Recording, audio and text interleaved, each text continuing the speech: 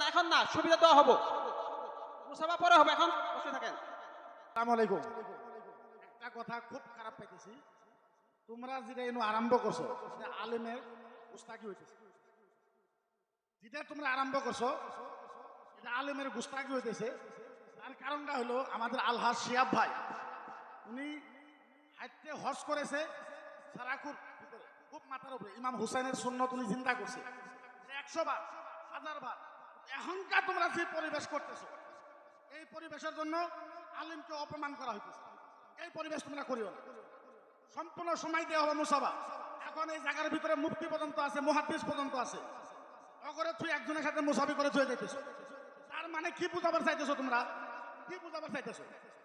যে হাইতে হজ করে দেওয়ার পরেও, দাড়ি চূড়া রাখার পরেও আলিমের থেকে ওনার সম্মান বেশি নাকি? উনি 100 বার হাইতে হজ করতে পারে, ওনাকে ইজ্জত করি আমরা, মেহমান। ইমাম হুসাইনের সুন্নতকে ওনারা চিন্তা করেছে। তার মানে এটা নয় যে আলেমের থেকে ওনার ইজ্জত বেশি হয়ে যাবে। এরকম 1000 মানুষও যদি হাইতে হজ করে, তারপরেও হক্কানি এক আলেমের থেকে বেশি মর্যাদা হইতে পারে না, বেশি মর্যাদা হইতে পারে না। ওদিকে আমরা কোরআন হাদিস কিছু লেখাপড়া করেছি। এই পরিবেশ যদি আপনারা করেন, এটা খারাপ পরিবেশ। উনি মেহমান, উনি এই জায়গার ভিতরে আসছে, সম্মান সহকারে ওনাকে আমরা সময় দিব, যাতে উনি কিছু কথা বলতে পারে আমাদেরকে, আমরা যাতে সুন্দর পরিবেশে শুনতে পারি। তারপরে আপনারা মুসাফা করবেন ইনশাআল্লাহ। প্রয়োজন হলে আমরা 10 মিনিট সময় দিব, আপনারা মুসাফা করবেন ওনার সাথে। তার মানে এটা নয় যে আমরা স্টেজে বসে থাকা অবস্থায় আলেমকে অপমান করে আপনি এটা করবেন। এটা কাতান বরদাসের লাইফ।